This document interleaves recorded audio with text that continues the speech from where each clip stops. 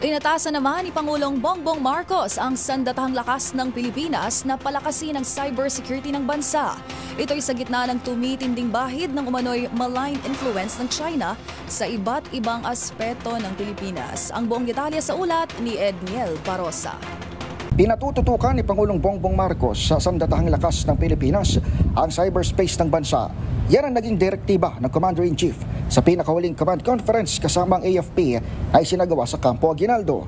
Ayon kay AFP Chief of Staff General Romeo Brawner Jr., binigyang din ng Presidente ang naging seryosong banta sa cybersecurity.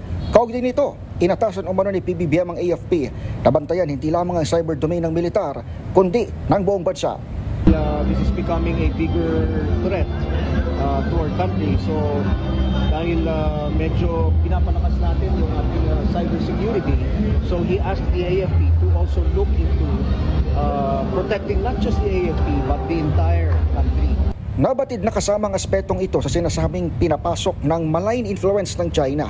Una nang inilutang ni General Brawner sa dating panayam na kasama rito ang banta ng iligal na pogo at isyu ng espionage ng kalabang banyaga.